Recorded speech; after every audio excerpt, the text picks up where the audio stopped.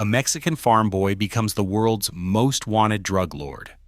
He builds a paramilitary empire so powerful it can shoot down military helicopters, flood America with deadly fentanyl, and force the United States government into a $10 million manhunt. Even reports of bounties on federal agents have not brought him down. How did El Mencho and his CJNG cartel rise from obscurity to inflict a war with consequences that threaten two nations? The answer begins with his unlikely origin. Nemesio Oseguera Cervantes was born in 1966 in Naranjo de Chile, a remote village in Michoacan's rugged mountains. His childhood unfolded among poppy and avocado fields, where survival demanded more than hard work. It required learning to read the land and trust only family. School never held his attention for long, and he dropped out early, drawn instead to the promise of a better life beyond the village. By his teens, he was crossing the border into California, one of thousands of undocumented laborers picking onions in the fields. Later, he washed dishes in a San Francisco restaurant, sending what little he earned back home. The United States offered a glimpse of opportunity, but it was fleeting. Immigration authorities eventually tracked him down. He returned to Mexico voluntarily, never facing arrest or prison time in the United States, but carrying back lessons about risk, reward, and the power of moving unseen. In Michoacan, the world he returned to was changing. The old rules of the countryside were giving way to the ambitions of armed men. El Mencho's early years were shaped not by formal education, but by the realities of rural poverty, migration, and the constant threat of violence. These experiences would become the foundation for his leadership style: pragmatic, distrustful of outsiders, and willing to do whatever it took to survive. The boy who had once worked in the shadows of California's farms would soon find a new path in the shadows of Mexico's criminal underworld. In 2009, a bloody feud fractured the old Mencho cartel, leaving a handful of survivors to regroup in the chaos. Out of this split, a new organization took shape in Jalisco, calling itself Los Mata Zetas, a squad dedicated to wiping out their fiercest rivals. Within a year, the group adopted a new name, Cartel de Jalisco Nueva Generación, or CJNG. What set them apart was not just brutality, but a business model borrowed from the corporate world. CJNG operated like a franchise. Local gangs across Mexico could join the network, keep a share of profits, and use the CJNG brand, so long as they followed orders from the top. This approach let the cartel expand fast, swallowing up territory without the slow, bloody turf wars that crippled older groups.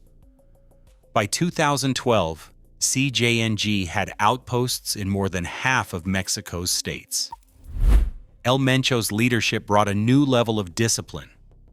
He recruited not just street soldiers, but university graduates, lawyers, accountants, and tech specialists who could manage logistics, launder money, and coordinate shipments.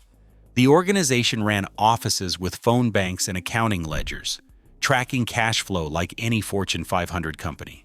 At the same time, CJNG built alliances with local criminal cells, offering them protection and access to international drug routes in exchange for loyalty and a cut of the profits.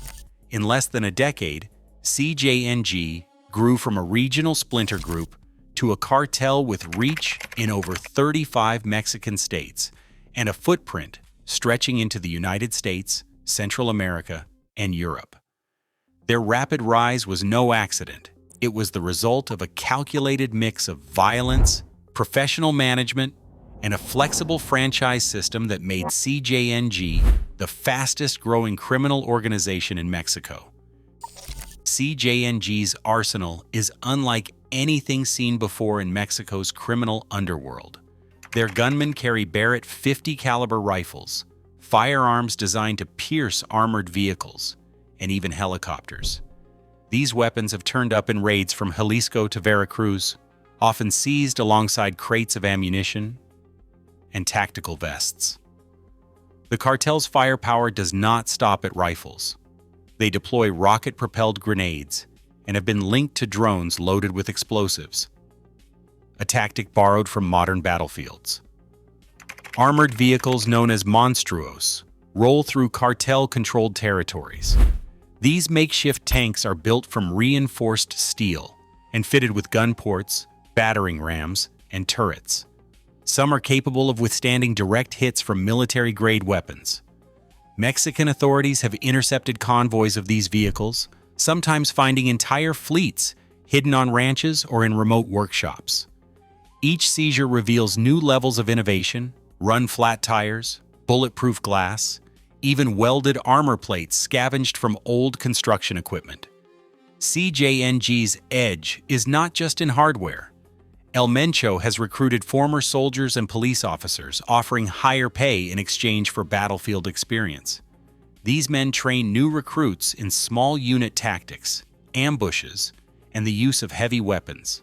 Surveillance drones are used to scout enemy positions or to track government patrols, feeding real-time intelligence to commanders on the ground.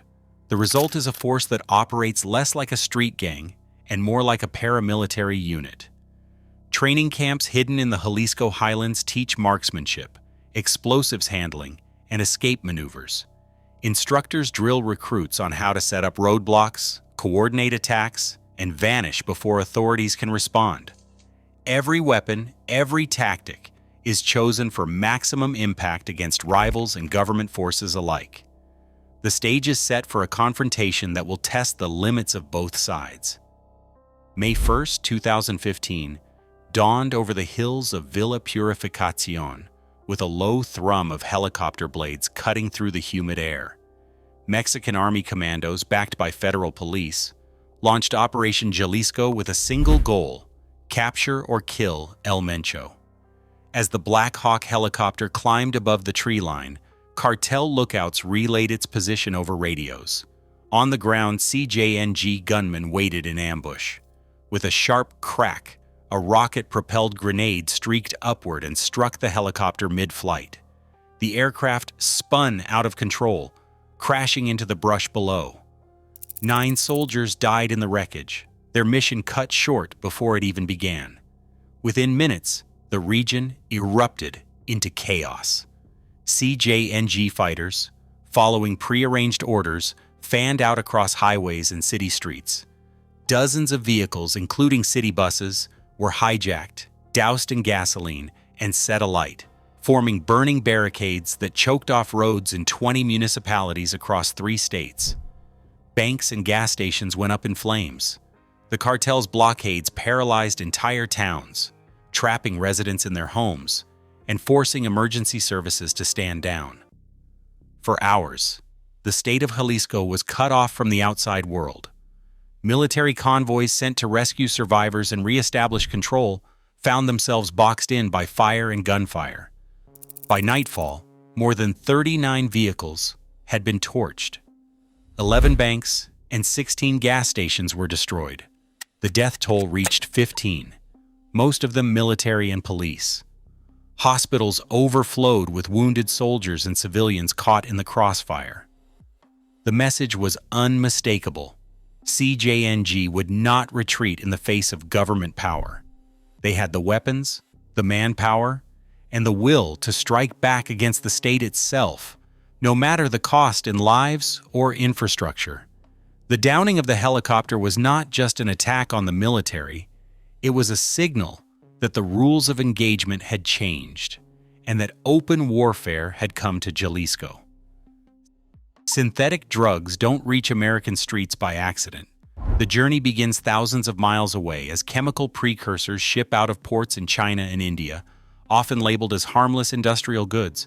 Cargo containers packed with these raw ingredients cross the Pacific, landing in Mexican ports like Manzanillo and Lázaro Cárdenas, where customs officers are bribed or threatened to look the other way.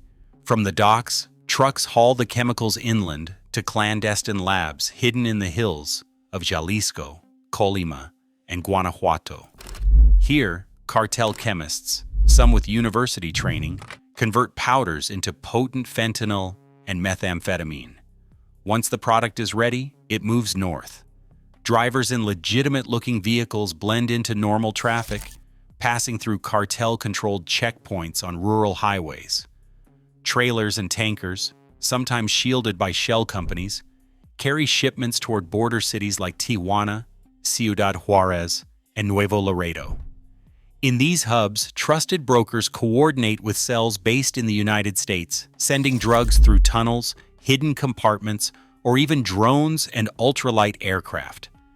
Inside the United States, CJNG's network stretches from the southwest border to the east coast. Local crews in cities like Los Angeles, Dallas, Chicago, and New York handle distribution using encrypted apps and burner phones to coordinate drops and payments. The cartel's franchise model means independent groups can operate under the CJNG banner, funneling profits back to Mexico while maintaining a steady flow of product. This supply chain, spanning continents, ports, highways, and city streets, turns a global operation into a local crisis, linking remote Mexican labs to the overdose epidemic unfolding in American neighborhoods. Roughly 100,000 lives are lost in the United States each year to synthetic opioid overdoses, most of them driven by fentanyl. The number is so large, it can feel abstract. It becomes real when it lands in a quiet home on an ordinary street. In the early hours of a Sunday morning, a mother in Ohio found her son slumped on his bedroom floor, a half-empty water bottle and a phone beside him. The paramedics arrived within minutes, but there was nothing left to do.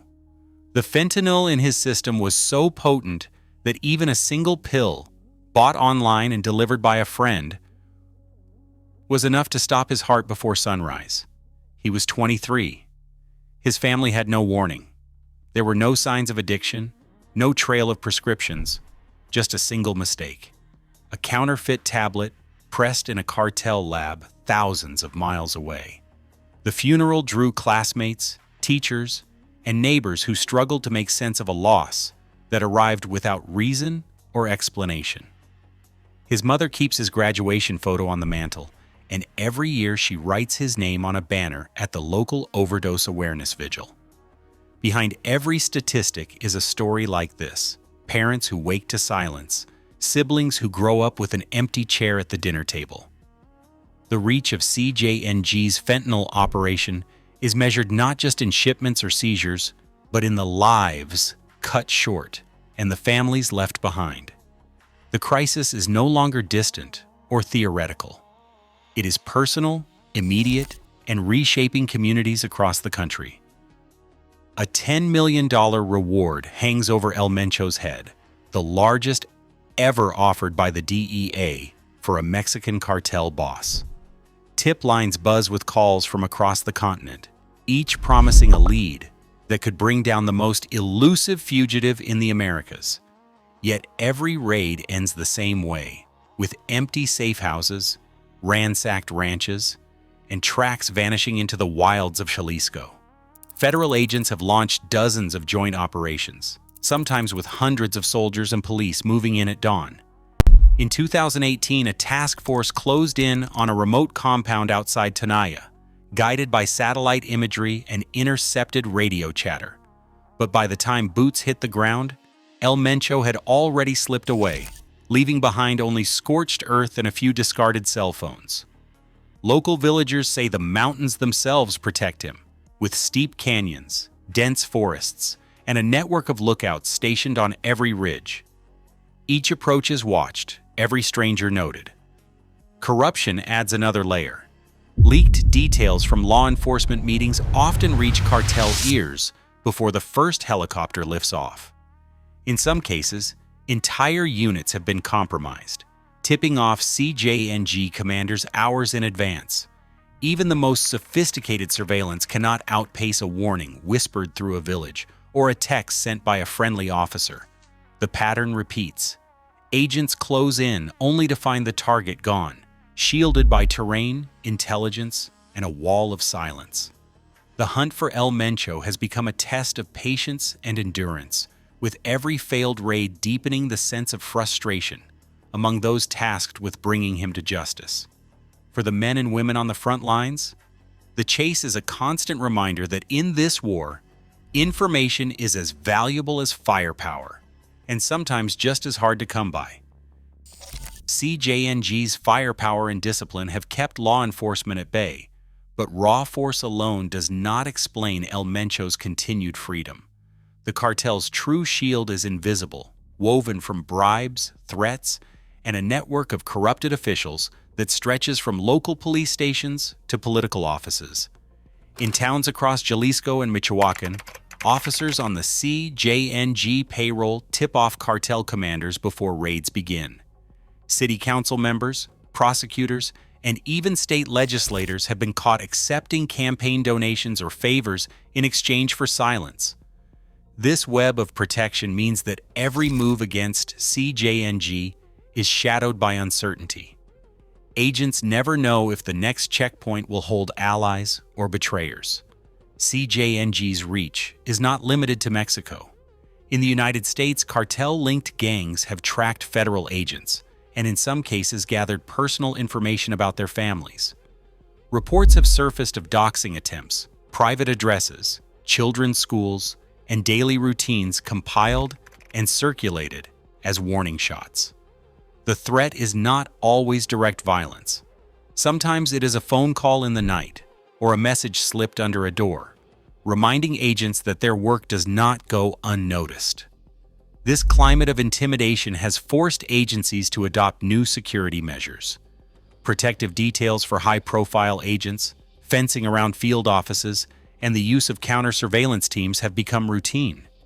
In February 2025, the United States government escalated its response, officially designating CJNG as a foreign terrorist organization. The label unlocked new legal tools for freezing assets and prosecuting associates, but it also signaled a stark reality. The cartel's influence now crossed borders, blurring the line between organized crime and insurgency. For those tasked with dismantling CJNG, the threat is not only on the street, but embedded in the very institutions meant to fight it. Right now, CJNG's fentanyl poisons American streets while its leader remains a ghost, despite a $10 million reward. As cartels blur the line between crime and insurgency, every overdose and act of defiance signals a new front in this conflict. The question is not how far they will go, but how far we are willing to let them. Share your thoughts below.